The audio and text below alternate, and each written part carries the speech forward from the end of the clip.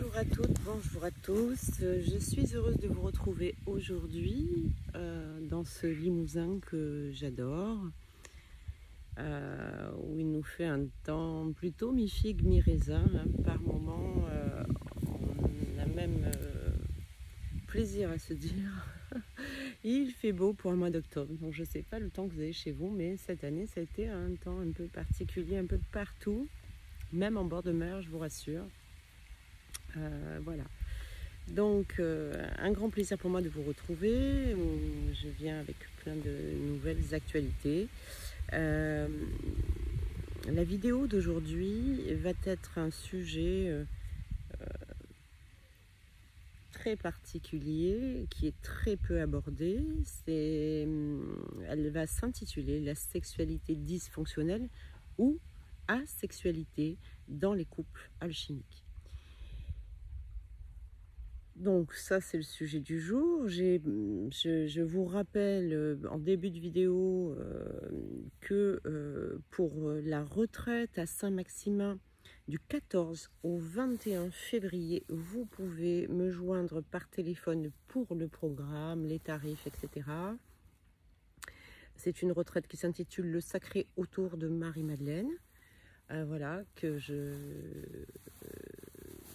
je renouvelle, que nous renouvelons avec Véronique Flayol, la guide qui travaille avec moi depuis plusieurs années et avec laquelle nous faisons des retraites merveilleuses. Voilà.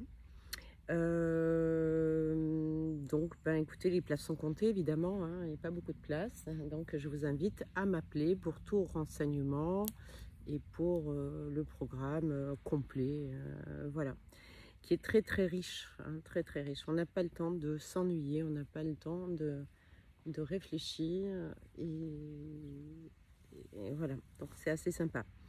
Ensuite, je vous invite aussi à m'appeler pour la formation de praticien, thérapeute de la méthode de Mélo, praticien de la méthode de Mélo pour donc une formation qui aura lieu du 17 au 18 avril 2026 à Toulon.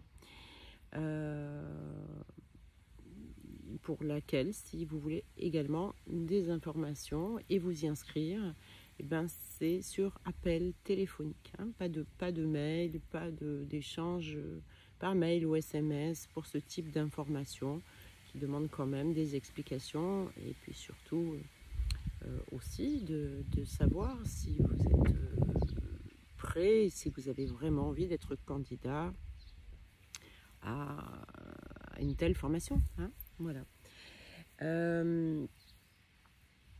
Donc ça, c'est pour ce que vous connaissez déjà, mais que je vous rappelle. Je vous informe également que j'ai créé une chaîne Instagram. Alors, j'avais créé une chaîne Instagram personnelle pour mes tableaux, puisque je peins également, hein, voilà. Là, j'ai créé une chaîne Instagram professionnelle. Donc Pascal-du-9 Montagnac, voilà, sur Instagram. Je vous mettrai le lien en bas de la vidéo. Je suis désolée, l'image bouge un petit peu. Il y a beaucoup de vent et du coup ça fait bouger mon téléphone. Je n'ai pas d'autre choix, donc vous ferez avec. Voilà, donc une chaîne Instagram où je vais faire aussi des lives d'enseignement, des lives méditation, qui sera une petite nouveauté aussi, et où vous aurez donc toute mon activité et toute l'actualité régulièrement sur Instagram. Elle sera mise à jour pratiquement journalement, voilà. Tant que possible, bien entendu. S'en suivra par la suite, une chaîne sur TikTok où aussi on retrouvera des petites infos, des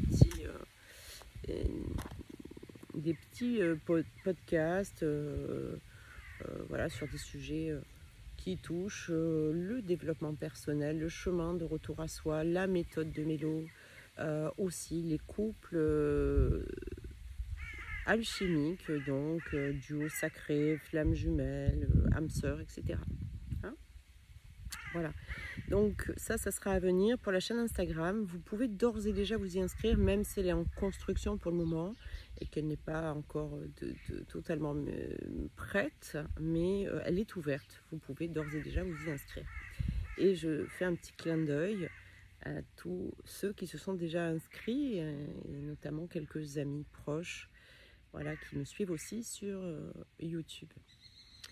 Bien, donc le sujet d'aujourd'hui, il s'agit bien d'un sujet qui parfois est un sujet tabou, hein, qu'on dirait plutôt tabou, qui est surtout pas beaucoup, qui est pas beaucoup abordé. On parle beaucoup dans ces liens alchimiques de la reconnexion, de la séparation, on parle d'amour inconditionnel, on parle de réunion, de fusion. Mais très peu, moi y compris d'ailleurs, abordant les sujets de la sexualité, qui est un sujet qui est très très important à aborder, puisque je me rends compte au cours de mes suivis et de mes consultations que eh bien, il y a beaucoup de sexualité dysfonctionnelle, voire d'asexualité dans ces parcours, pendant un temps parfois. Alors, la sexualité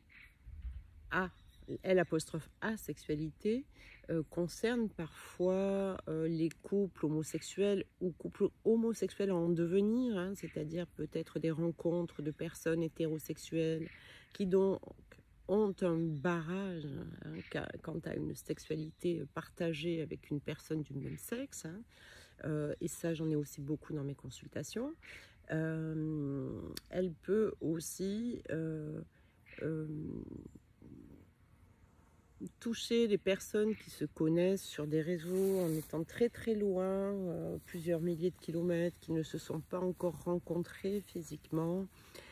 Elle peut aussi toucher des personnes dont les liens démarrent sur une pseudo-amitié, hein, d'accord, où toutes les reconnexions sont là, mais il y a une barrière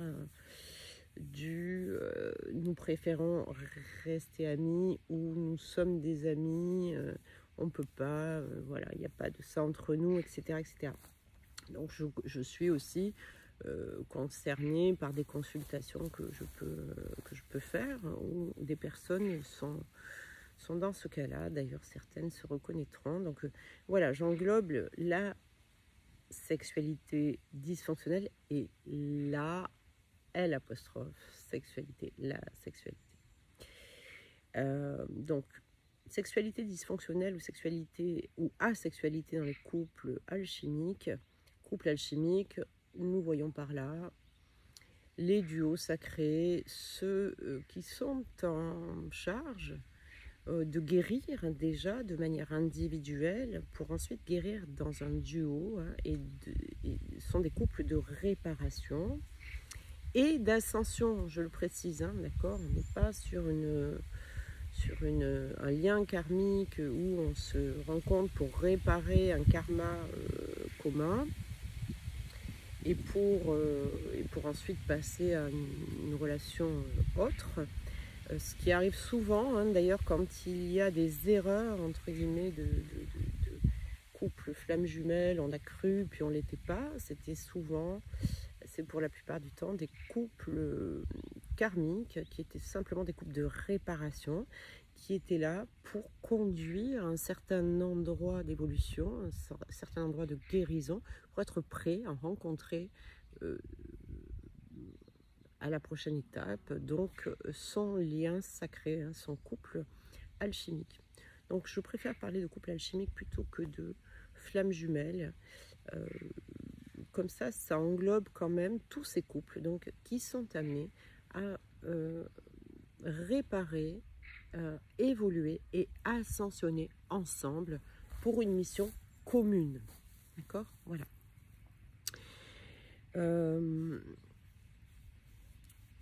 Donc, la sexualité, L''A, est une absence apparente de sexualité, hein, d'accord?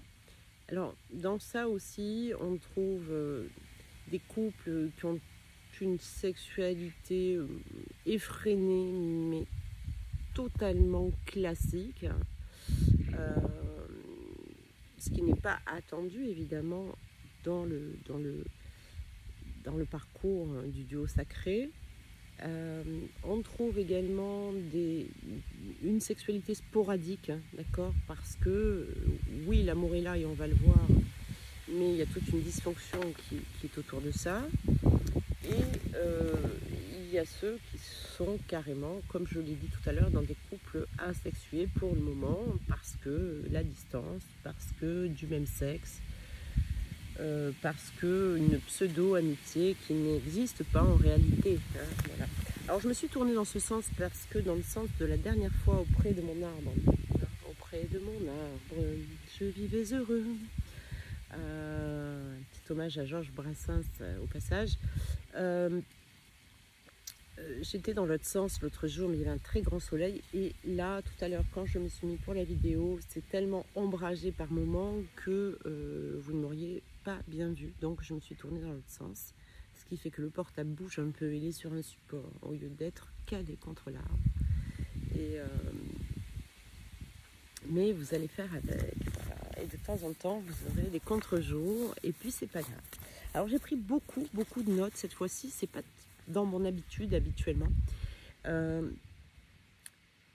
mais c'est qu'il y a vraiment des notions très importantes que je voulais citer et un déroulé que je voulais respecter pour éviter de m'éparpiller. Je deviens de plus en plus équilibrée dans mon yang.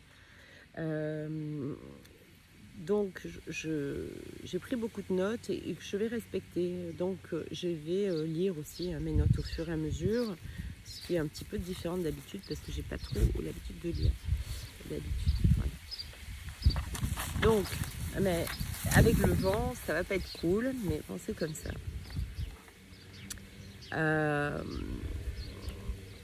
Alors, quand il y a une sexualité dysfonctionnelle, on va l'appeler comme ça, ou une asexualité, dans un couple, ce qui se passe dans le corps, c'est qu'il y a deux êtres qui s'aiment, d'accord, qui s'aiment profondément, mais qui n'arrivent pas à se toucher, à s'approcher par le corps, par la peau, ou à faire l'amour comme avant. Voilà.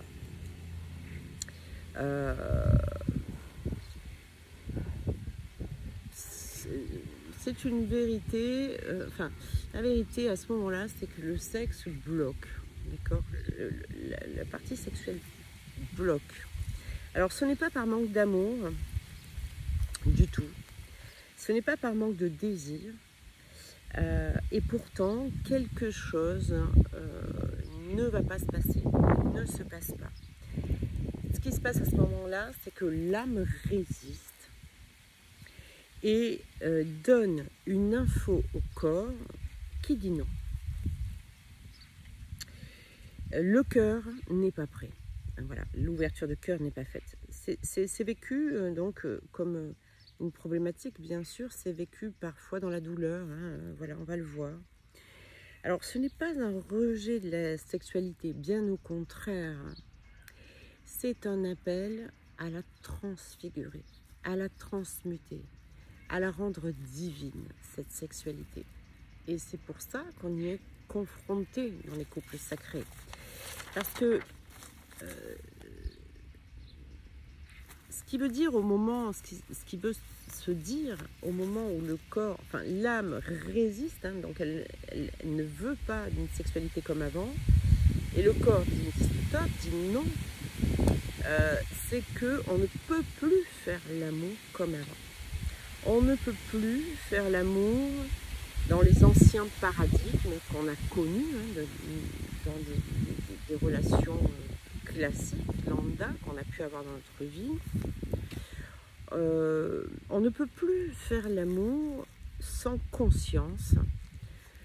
On ne peut plus faire l'amour sans confiance aussi. Ça va nécessiter une grande confiance envers l'autre, pour se laisser toucher et approcher de manière si intime qu'on va aller non pas que dans le corps, mais dans le cœur et puis dans tous les corps aussi. On va aller toucher l'âme, on va aller toucher l'énergie, on va tout aller toucher. Donc ça n'est plus possible de faire sans cette confiance qui permet d'approcher l'autre comme ça, qui permet aussi sans cet engagement. Il y a un réel engagement au départ, d'accord.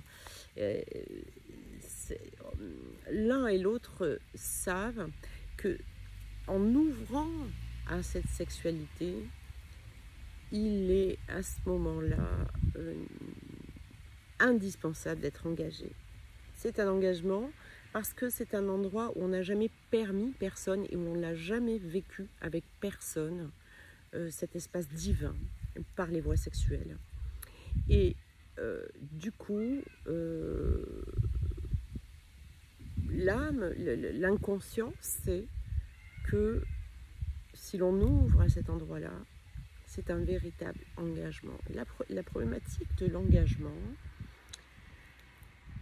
pour les yang, on a l'impression qu'on dit que c'est plus le masculin qui a de la difficulté à s'engager. On a vu dans une de mes dernières vidéos que le féminin aussi avait peur de s'engager malgré tout. Et parce que derrière, il y a une peur du oui mais après. Et si je perds l'autre, d'accord? Et si, après cet engagement, je me fais avoir, je me retrouve dans une situation comme j'ai toujours connue. Et c'est vraiment cette peur-là qui freine. Donc là, évidemment, sur un fonctionnement réactionnel de blessure de rejet et l'autre sur un fonctionnement réactionnel de blessure d'abandon. Donc, il n'y a pas de place pour ancien paradigme, pas de place pour une sexualité sans conscience, sans confiance, on vient de le voir. Il n'y a pas de place non plus pour une sexualité sans vérité. On est totalement vrai face à l'autre. À ce moment-là, ça veut dire qu'on a tout montré de nous, sans peur du jugement, sans peur de reproche, sans peur et sans obligation de résultat, on va le voir après. On s'ouvre pleinement dans sa vérité, dans son authenticité à l'autre. Et il n'y a pas effectivement de sexualité possible dans un couple comme ça, en tout cas de sexualité épanouie dans un couple comme ça, sans qu'il y ait une ouverture de cœur. Du coup, ouverture de cœur, engagement, etc. Alors c'est un blocage qui peut être vécu de manière très douloureuse parfois pour l'un, pour l'autre. La féminine va plutôt se sentir dans une espèce de rejet, dans un corps. Ça vient toucher aussi le manque de confiance en nos corps pour ceux qui ont des corps avec encore des, comment dirais-je, le nom m'échappe, quand on a un complexe, voilà, avec des complexes, quand on n'a pas totalement accueilli, aimé et pleinement intégré notre corps sans plus aucun jugement sur nous-mêmes, d'accord? Donc ça nous met à nu ce type de sexualité. Donc le féminin peut se sentir rejeté. Le masculin a souvent la peur de ne pas être à la hauteur, qui du coup transmet aussi au féminin cette peur de ne pas être à la hauteur, cette sensation que malgré peut-être de multiples expériences sexuelles où on vivait la sexualité, on va le voir de manière totalement classique auparavant, donc sans engagement vraiment du cœur ou pas profondément, où donc il y avait, on avait l'impression qu'on pouvait faire le tour de tout, sans tabou, sans peur, sans retenue, je vais dire. Là, il en est tout autre parce que il y a vraiment la peur de ne pas y arriver, la peur on a l'impression qu'on se sent encore vierge, et finalement c'est une impression qui n'est pas tout à fait fausse, d'accord? On est vierge d'une sexualité divine. On est vierge d'une sexualité sacrée. Donc en fait, on ne sait pas comment s'y prendre une sexualité sacrée. Et il y a tout un tas de fausses croyances et de mémoires autour de ça qui font qu'on va se retrouver un peu débutant et pas se sentir l'un et l'autre à la hauteur, puisque forcément le masculin qui risque de ne pas se sentir à la hauteur avec un souci de performance, etc., va générer une espèce de distance, hein, de répulsion, et ce qui va générer chez le féminin une sensation de rejet. Du coup, je ne suis pas à la hauteur non plus, mon corps peut-être ne suscite pas de désir chez mon autre. Ça peut être vice-versa, puisque quand on rentre dans cette espèce d'engrenage, c'est difficile d'en sortir sans communication, on va le voir, sans complicité, parce que on n'ose plus, l'un ni l'autre n'ose aller vers l'autre, et c'est pour ça que parfois les écarts entre les sexualités, les espaces de sexualité peuvent être grands, hein, peuvent durer malheureusement. Voilà, enfin malheureusement, c'est ainsi. Alors, c'est un blocage douloureux, aussi douloureux soit-il, c'est magnifique parce que c'est un passage sacré. En fait, il vient appuyer une blessure collective très ancienne.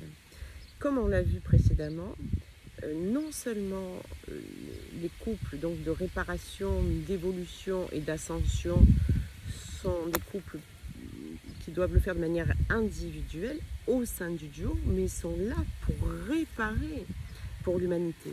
D'accord?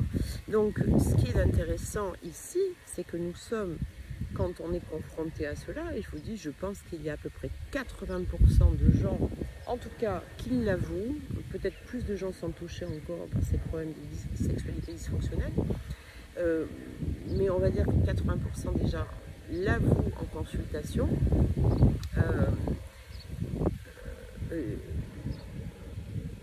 Donc sont confrontés de manière collective à guérir.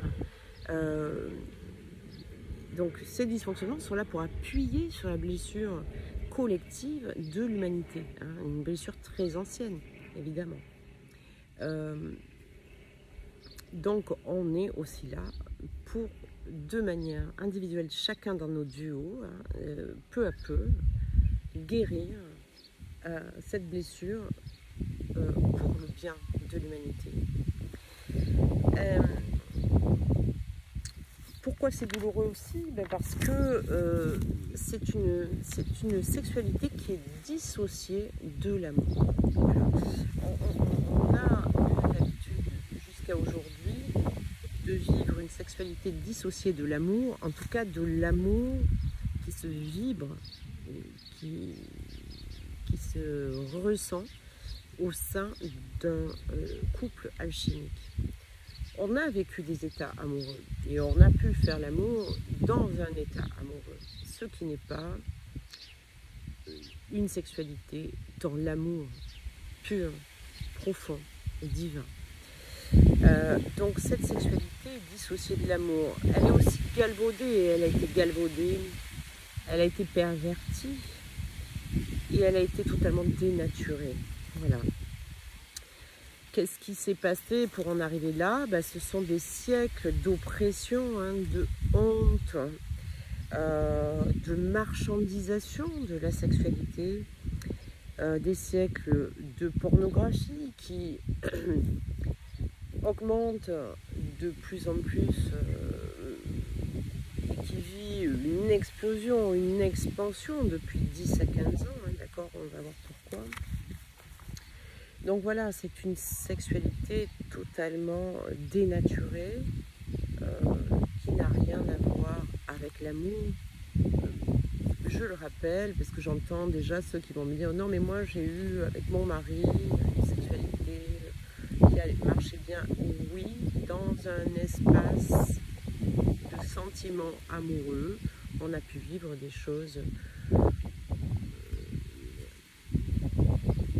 vibrantes en sexualité, c'est possible, d'accord. Certains pas du tout, certains jamais, voilà.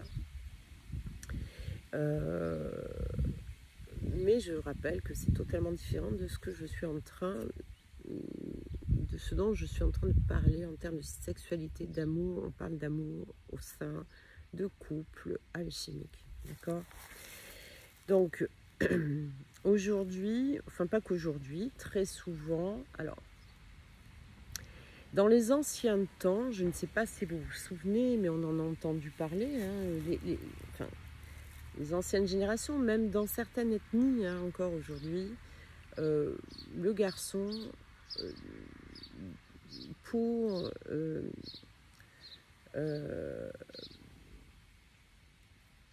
débrider sa sexualité, on va dire, était amené, hein, par les grands-oncles, les cousins, la famille. On l'incitait à aller vers une prostituée, hein, bien sûr, parce que être puceau, ben, c'était pas... ça faisait rire les copains, hein, d'accord. Il fallait être rapidement dépucelé, voilà, ça faisait partie d'un rituel, on va dire. Plus tard, les garçons de nos nouvelles générations, ou même après, dans les années 80, voilà, jusqu'à maintenant, les garçons ont parfois débridé leur sexualité avec de la pornographie, des écrans, hein. Aujourd'hui, de plus en plus, les garçons et les filles, d'accord, on n'oublie pas, même si je pense, sans aucune certitude, c'est ma vérité, il y a quand même plus de garçons qui débrident leur sexualité de cette manière-là, au travers d'écrans. Écrans qui donc vont nous montrer, hein, où il y a vraiment des acteurs, ou bien ça peut être aussi par rapport à des réseaux sociaux, bon, où il va y avoir des images de domination, des images de performance, dans un monde totalement dénué de tendresse, sans connexion, sans âme, d'accord. Voilà, et puis va s'en suivre un parcours sexuel au fur et à mesure des années que l'homme grandit, vieillit.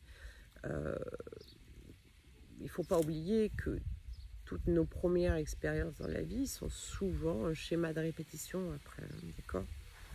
Voilà, donc cette sexualité-là est totalement dissociée d'amour, hein, d'accord. Et ce qui fait qu'après, par voie de répétition, hein, par schéma de répétition, la sexualité encore est totalement dissociée de l'amour. Et puis, il y a aussi les jeunes femmes, mais je rappelle aussi, hein, que ça touche aussi de nombreux garçons, ceux qui toutefois se dévoilent sur ce sujet. Peut-être que ça en touche beaucoup plus qu'on ne le croit. En tout cas, certains aujourd'hui qui sont en voie de guérison dévoilent ces sujets-là, ont connu une sexualité par obligation, parfois sous la peur, la contrainte, parfois la violence, d'accord, parfois sous du coup de la pédophilie, sous comment on appelle ça, de l'inceste, d'accord, ou même sans cela, par du viol ou des attouchements sexuels, enfin voilà. Mais sans cela, une jeune femme qui peut aussi, ou un garçon, se dire, ben, je le fais parce que c'est la contrainte qui m'y amène, j'ai l'âge de le faire, il est nécessaire de le faire, je veux savoir ce que c'est, etc. Et du coup, on n'est pas avec un partenaire dans l'amour. Et ça va déterminer aussi l'approche future dans les années de développement de la femme également. ou de l'homme, des dysfonctionnements dans la sexualité et une dissociation de la sexualité et de l'amour. Quand les deux âmes se retrouvent dans ces liens alchimiques, elles portent en elles toutes ces mémoires blessées. Elles sont, entre guillemets, là pour ça. Donc, dans ces couples alchimiques, on retrouve beaucoup de ces mémoires blessées, hein, d'accord ? Et donc, l'âme dit non, le corps dit stop, pas comme ça. Voilà. Alors, ce n'est pas un non à l'amour, je le rappelle, c'est très important parce que quand on est confronté à ça dans nos liens, c'est souvent la première chose qui nous vient, hein, se dire mais on n'est pas dans l'amour, d'accord ? Alors ce n'est pas un non à l'amour, c'est un non au mensonge, d'accord ? C'est un non à la déconnexion. Le corps ne veut plus, l'âme ne veut plus de mensonge, elle ne veut plus de déconnexion. C'est un non au sexe sans âme. Voilà.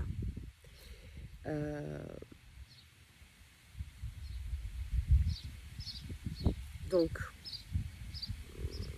ces couples qui, qu'on peut dire, sont asexualisés ou dans une sexualité dysfonctionnelle, c'est beau d'un côté parce qu'en réalité, il y a une reconstruction qui est en train de se jouer. En réalité, il y a un recalibrage énergétique qui est en train de se jouer. Hein. Ce sont des couples qui sont là pour se guérir, aussi guérir l'humanité, hein, comme je l'ai dit, de mémoire ancestrale, d'humiliation, d'abus, de dissociation, et ramener. Ils sont là, ces couples, pour ramener la sexualité dans le temple sacré, dans leur temple sacré. Et au sens de l'humanité, c'est vraiment ramener la sexualité dans le sacré. Alors, qu'est-ce qu'on rencontre comme problématique dans ces dysfonctionnements? Il peut y avoir des douleurs dans le corps, hein. Il peut y avoir de la sécheresse pour les femmes. Il peut y avoir une sensation d'impuissance pour l'homme, hein, d'accord. Ça ramène aussi à la peur du regard de l'autre. Ça ramène à un sentiment de perte de désir. Je le rappelle, ça n'est pas le cas, hein, d'accord. La perte de désir, c'est un questionnement qu'on peut avoir d'un point de vue de notre analyse psychique, d'un point de vue du mental, qui se dit, bon ben, comment ça se fait que je suis en sécheresse pour une femme ou je n'ai pas d'érection pour un homme? Est-ce que j'ai vraiment du désir? Et en fait, ça ne se situe pas là. Il y a vraiment un désir de l'âme, du cœur, du corps. Mais, je le rappelle, pas sur d'anciens paradigmes. Qu'est-ce qui se passe aussi dans l'acte sexuel, quand on y parvient, quand on le fait? Il peut y avoir ces mémoires de viol, ces mémoires d'attouchement, ces mémoires d'intrusion, ces souvenirs-là qui montent comme ça par moment. Il peut y avoir malheureusement une dépendance à la pornographie, ce qui fait que l'un des deux partenaires, particulièrement le yang, peut-être le yin de temps en temps, particulièrement le masculin, va se sentir obligé d'aller vers des images illusoires, fantasmées, avec des scènes pornographiques, pour continuer de pouvoir aller au bout dans ce souci de performance. Et donc c'est une dépendance à la pornographie, ça n'a plus rien à voir, effectivement, ça n'a rien à voir avec la sexualité dans l'amour, ça en est totalement dissocié. Il y a un contrôle du mental qui est très fort, donc quand on est dans le mental, on ne peut pas avoir une sexualité divine, puisque la sexualité divine ne peut être qu'en présence pour effectivement recevoir cette énergie divine et pouvoir la vibrer ensemble. Hein. Donc le sexe à ce moment-là fonctionne sans cœur et c'est bien dommage parce que ça crée, c'est douloureux hein, pour l'un et pour l'autre. Il n'y a pas de manque d'amour, d'accord? Donc il y a beaucoup d'interrogations autour de ça et c'est assez douloureux. Alors les solutions qui sont à apporter dans ces problématiques, tout d'abord c'est d'accueillir cela. D'accueillir cela, de se dire que effectivement c'est beau parce que c'est un couple, c'est un lien de transformation. On va être dans une transformation, on va être dans un recalibrage total. On est en train de le vivre, il y a un passage sacré qui est là, qui doit se faire, qui va se faire. Donc accueillir pleinement et aimer, hein, continuer d'aimer, continuer de s'aimer et continuer d'aimer l'autre. Même si parfois, souvent, ça génère beaucoup de frustration en fait, hein, chez l'un et chez l'autre. Se regarder l'un et l'autre, continuer de se regarder avec douceur et bienveillance et main dans la main. Être main dans la main dans des moments comme ça va être la clé parce qu'il va y avoir besoin de beaucoup de communication, il va y avoir besoin de beaucoup d'écoute de l'un, de l'autre, il va y avoir besoin de beaucoup de complicité. Plus que jamais, la complicité va intervenir dans cette communication pour pouvoir trouver la clé qui ouvre la porte à cette transmutation vers le sacré, hein, d'accord? Alors, il ne faut pas le prendre comme un problème. Il ne s'agit pas d'un problème, il s'agit d'une invitation. C'est une invitation à descendre dans le cœur. C'est une invitation à réapprendre à se toucher, à réapprendre à s'aimer, vraiment à s'ouvrir, à se regarder, à respirer ensemble. Comment parvenir à passer ce mur qui nous semble infranchissable? Ben, ça commence aussi par guérir les blessures, guérir ces fausses croyances, guérir ces mémoires blessées.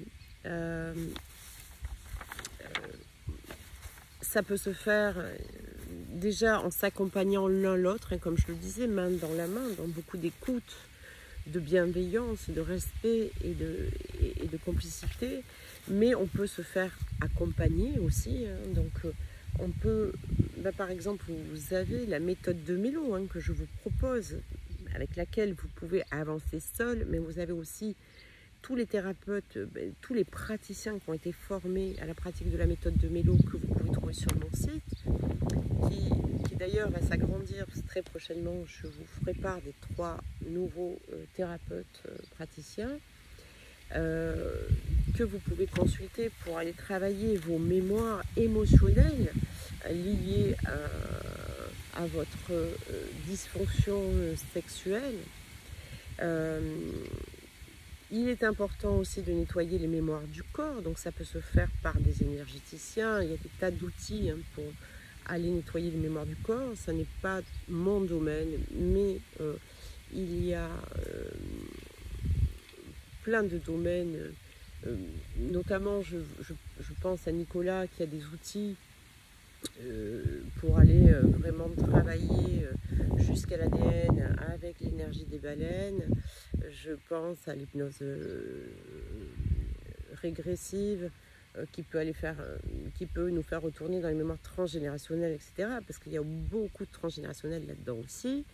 Je pense aussi aux cristaux, aux cryptes, auxquels il est formé aussi d'ailleurs Nicolas, mais il y a des tas d'autres outils.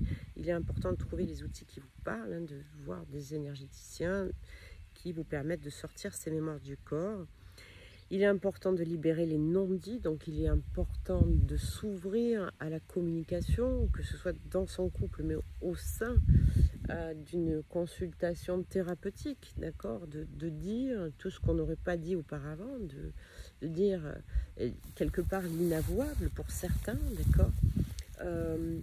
C'est pour une raison pour laquelle aussi la méthode de Mélo sous forme d'audio, où vous allez en freelance, aller vous-même dans vos mémoires, est bien aussi, parce que parfois il est impossible pour nous, pour certains, de faire part, de communiquer sur des événements aussi douloureux d'ailleurs qui touchent la sexualité. C'est très douloureux quand ça touche la sexualité, de s'ouvrir pleinement devant un thérapeute pour libérer tout ça. Donc l'avantage et l'alternative que propose la méthode de Mélo sous forme d'audio, c'est un coffret de 21 audios. Vous pouvez, en dessous vous avez un lien pour vous procurer 2 audios. Au départ c'était 2 audios gratuits, il y en a 4 en fait qui arrivent pour vous donner une idée de l'outil, et puis si ça vous plaît, c'est un outil qui est très largement abordable pour que vous puissiez vous auto-guérir avec une certaine discipline. Bien sûr, il faut faire les séances régulièrement et le faire correctement, mais en 2 à 3 mois, c'est une thérapie brève, on peut sortir vraiment de grosses problématiques de cet ordre, d'accord, pour libérer donc les non-dits, ce qu'on ne peut pas dire à quelqu'un, voilà, et puis les colères, les peurs, il va falloir se libérer de tout ça. Et dans le duo, il va falloir revenir à la présence, d'accord, donc réapprendre à s'apprivoiser, à se toucher et à toucher l'autre sans intention, sans attente, sans souci de performance, sans souci de se dire où est-ce que ça me mène, est-ce que ça va m'amener à la pénétration, est-ce que je vais être à la hauteur, pas être à la hauteur, enfin bref, juste à se toucher sans intention, juste à se ressentir l'un l'autre, respirer ensemble. Il y a aussi quelque chose d'extraordinaire que j'ai pu vivre, que nous pouvons vivre au sein de notre duo avec Nicolas. C'est se coller simplement l'un l'autre, ventre contre ventre. Ça permet d'opérer beaucoup de guérison. Le ventre, c'est la partie sacrée, la partie qui est principalement touchée dans les dysfonctionnements sexuels. Donc il y a beaucoup de guérisons qui se font par là. Apprendre à se regarder dans les yeux aussi sans masque, c'est très difficile de se regarder dans les yeux quand on porte encore des masques, quand on ne souhaite pas être vu de manière transparente par son autre. Mais de toute façon, sachez bien que votre autre vous a déjà vu de manière transparente et que vous avez déjà vu votre autre de manière transparente. Donc il ne s'agit plus ici, dans cette voie de guérison, de cacher quoi que ce soit à l'autre. Dans un vrai couple, un vrai lien d'âme, un vrai couple alchimique, il n'y aura de toute façon pas de jugement. S'il y en a, c'est qu'on n'est pas dans ce type de couple. Donc, il est important aussi de relaisser une place au baiser. Embrasser, c'est quelque chose qui est du baiser naît l'engagement. Et dans le couple, on le sait, la problématique de l'un et de l'autre, c'est l'engagement. Donc il est important d'ouvrir, de s'ouvrir à l'engagement pour reprendre, non pas en main, mais en bouche, le baiser, parce que le baiser est quelque chose qui va vraiment décupler un certain nombre d'autres sens dans le corps, d'accord ? Il est important de prendre le temps. Il n'y a pas le feu au lac. Il n'est pas, là encore, il faut sortir du souci de la pénétration, de la performance, d'accord ? Il est plutôt conseillé de consacrer beaucoup de temps à justement cet échange de regards, de toucher, de caresses, de respiration. Tous les sens reviennent en action, donc la vue, le toucher, l'odorat, les odeurs. Il est important de se parler aussi, voilà. Réapprendre le langage du corps. Notre corps nous parle, c'est savoir se dire, tiens, elle m'a touché là. ça réveille quelque chose d'énorme chez moi. Le langage aussi des yeux, hein. Moi, il arrive que je puisse regarder une partie du corps qui va créer quelque chose de totalement transcendant en moi. Eh bien, on ne doit pas se fermer à ça, bien au contraire. On doit continuer de s'ouvrir de plus en plus. Donc, réapprendre le langage du corps, pas le corps programmé comme il a été jusqu'à maintenant, justement, mais non, ce langage du corps que vous ne connaissez pas parce que vous n'avez jamais écouté pleinement vos corps, vos sens, le toucher, l'odorat, la vue, l'ouïe, le contact de peau. Mais donc, non plus pas par la performance, mais par le corps qui est vivant. Ce corps qui est vivant, qui bouillonne, où nos cellules bouillonnent à l'intérieur, où nos cellules vibrent à l'unisson l'un avec l'autre, vraiment ressentir cela profondément. Vous allez sentir des frissons, vous allez sentir des montées vibratoires, une énergie absolument transcendante. Voilà, il s'agit de sentir ce corps sacré qu'on a l'un et l'autre, qui devient un, hein, on est un à ce moment-là, c'est le corps des deux devient le corps du duo. Peu à peu, vous verrez, la sexualité revient, mais cette fois, elle est tout autre, elle est énergétique. C'est une sexualité vibrante, vibratoire, fusionnelle, divine. D'accord ? Donc, il ne s'agit pas de penser immédiatement et automatiquement à la pénétration, plus à pénétrer le corps. Il ne s'agit pas de penser à pénétrer le corps. Il s'agit de penser, enfin, il s'agit de fusionner deux âmes. Voilà, c'est ça. La pénétration, elle ira et coulera de source, elle ira de soi, de toute façon. Il s'agit d'ouverture. Il ne s'agit plus de jouissance, il s'agit d'ouverture. Il s'agit de rayonnement. Il s'agit d'avoir envie de donner, envie de recevoir de manière fluide, dans un échange pur, d'amour, profond. Et donc parfois, même sans pénétration, je le dis, je le répète, se tenir dans les bras, se dire des mots tendres, d'amour, respirer à l'unisson provoque une extase d'âme, une jouissance, un orgasme du cœur, une union cosmique. Et ça, je vous en parle parce que je l'ai expérimenté. Nous l'avons expérimenté avec tout cela. Donc,